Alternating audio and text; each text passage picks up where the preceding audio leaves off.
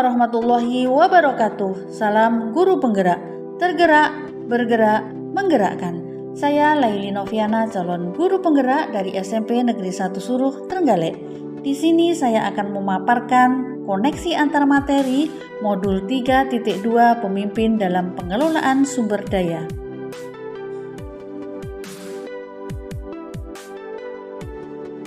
Di sini saya akan membuat kesimpulan dan mengoneksikan materi yang ada dalam modul ini dengan materi lainnya selama mengikuti pendidikan guru penggerak.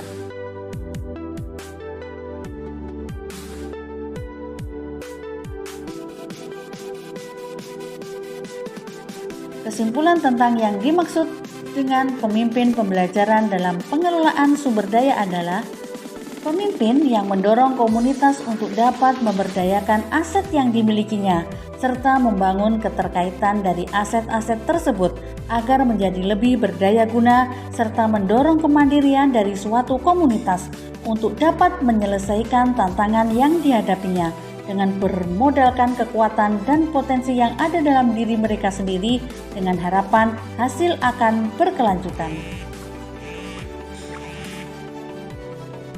Seorang yang mampu mengelola sumber daya yang ada di sekitarnya menjadi manfaat serta dapat digunakan sebagai hal yang positif dalam menunjang proses pembelajaran yang berkualitas sehingga bisa mewujudkan siswa yang sukses.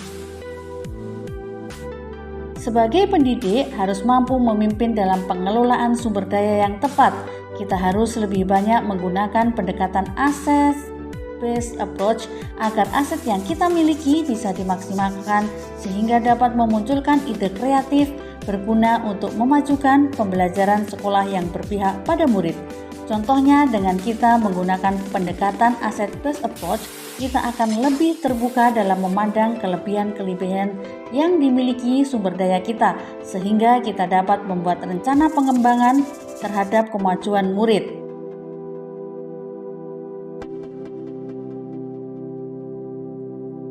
Cara mengimplementasikannya di dalam kelas, sekolah, dan masyarakat sekitar sekolah adalah pengelolaan sumber daya yang ada di sekolah dapat diimplementasikan dengan menggunakan pendekatan pengembangan komunitas berbasis aset.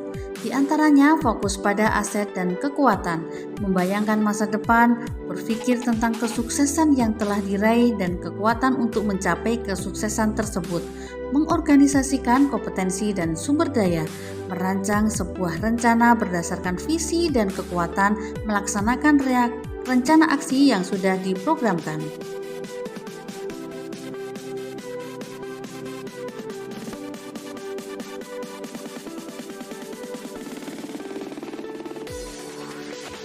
Hubungan pengelolaan sumber daya yang tepat akan membantu proses pembelajaran murid menjadi lebih berkualitas. Antara lain adalah sekolah merupakan sebuah ekosistem pendidikan yang memiliki interaksi antara faktor biotik dan faktor abiotik. Faktor biotik meliputi segala sesuatu yang berkaitan dengan unsur hidup seperti manusia. Contohnya adalah murid, kepala sekolah, guru, tenaga kependidikan, dan lain-lain. Faktor abiotik meliputi segala sesuatu yang non-hidup. Dari beberapa sumber daya yang ada di sekolah tersebut, tentu kita memiliki kontribusi dan hubungan dalam membantu proses pembelajaran murid menjadi lebih berkualitas apabila sumber daya dikelola secara tepat.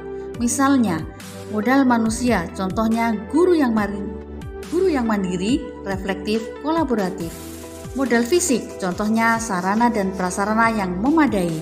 Modal alam, contohnya lingkungan yang asri dapat membuat murid merasa nyaman dalam belajar. Modal politik, contohnya keterlibatan guru dalam organisasi profesi seperti MGMP. Modal finansial, contohnya BOS dan BOSDA dapat membantu operasional sekolah. Modal sosial, contohnya relasi baik dengan lembaga khusus, kursus. Modal agama dan budaya, contohnya pembiasaan positif seperti mengaji dan mengkaji Al-Quran di sekolah dapat membantu murid yang beragama Islam.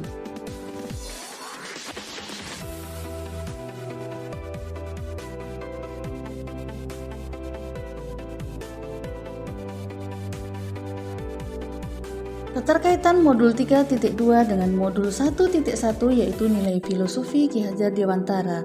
Ki Hajar Dewantara melalui filosofinya yang mengungkapkan bahwa pendidikan merupakan kegiatan menuntun segala kekuatan kodrat yang ada pada murid, agar mereka mencapai keselamatan dan kebahagiaan yang setinggi-tingginya baik sebagai manusia maupun anggota masyarakat. Pemanfaatan aset kekuatan guru dan siswa, di mana guru sebagai pemimpin pembelajaran harus dapat melakukan proses pembelajaran yang menyenangkan dan berpihak pada murid. Karena murid bukanlah kertas kosong, namun setiap murid memiliki potensi yang berbeda-beda, dan tugas kita sebagai guru hanya menuntun dan menebalkan potensi yang dimiliki oleh mereka. Keterkaitan modul 3.2 dengan modul 1.2 nilai dan peran guru penggerak.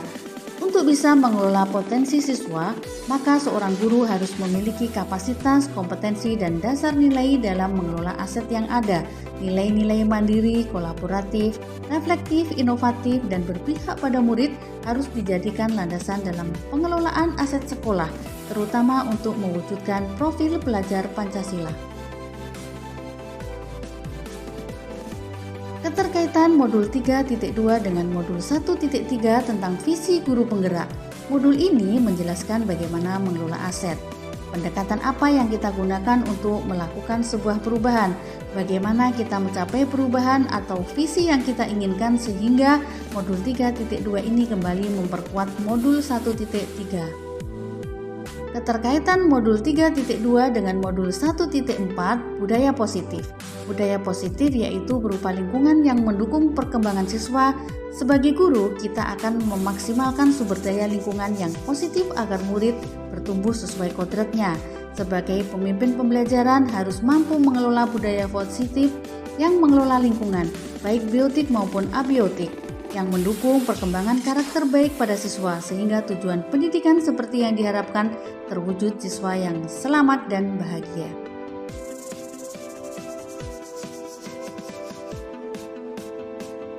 Keterkaitan modul 3.2 dengan modul 2.1 tentang pembelajaran berdiferensiasi. Sebagai pemimpin menyadari bahwa setiap anak mempunyai kodrat berbeda, sehingga dibutuhkan pembelajaran diferensiasi sebagai solusi untuk memenuhi kebutuhan belajar murid yang beragam. Untuk bisa melakukan perubahan dalam kelas, perlu penerapan pembelajaran berdiferensiasi yang meliputi konten, proses, dan produk. Untuk itu, seorang pemimpin pembelajaran harus bisa memetakan aset atau sumber daya yang ada, baik itu sumber daya biotik maupun sumber daya abiotik, guna menyusun dan mendesain strategi pembelajaran berdiferensiasi yang sesuai dan tepat. Keterkaitan modul 3.2 dengan modul 2.2 tentang pembelajaran sosial emosional. Pembelajaran sosial emosional adalah strategi pemimpin pembelajaran untuk menuntun murid dan mewujudkan siswa yang selamat dan bahagia.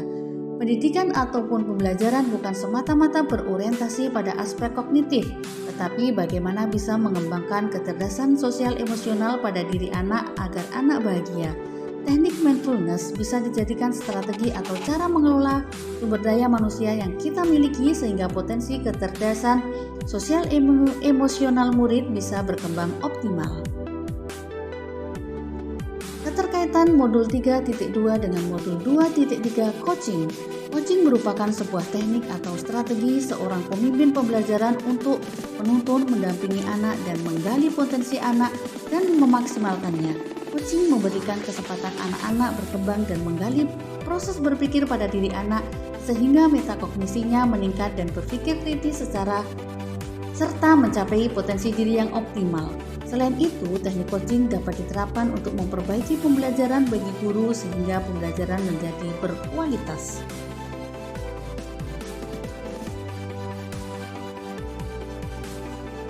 Keterkaitan modul 3.2 dengan modul 3.1 pengambilan keputusan sebagai pemimpin pembelajaran.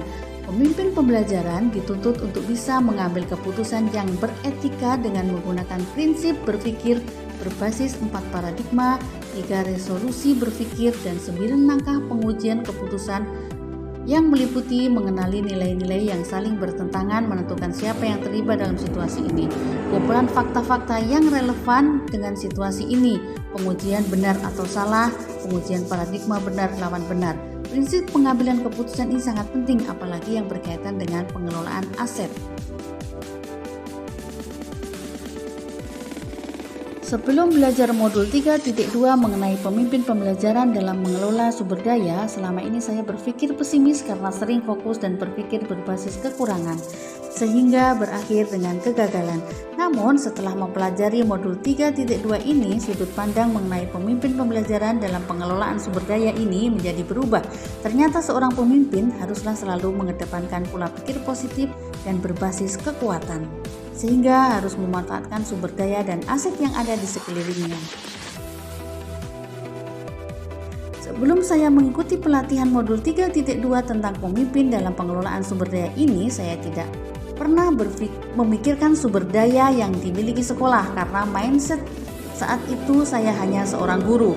Namun setelah mempelajari modul ini, saya merasa senang, banyak ilmu dan pengalaman yang bisa saya dapatkan secara mandiri maupun diskusi sesama rekan sejawat, dan tentunya bisa diterapkan untuk membuat suatu program yang membawa dampak pada murid. Seorang pemimpin pembelajaran harus berpikir kritis. Demikian paparan koneksi antar materi. Semoga bermanfaat untuk kita semua. Wabillahi taufik wal hidayah. Wassalamualaikum warahmatullahi wabarakatuh.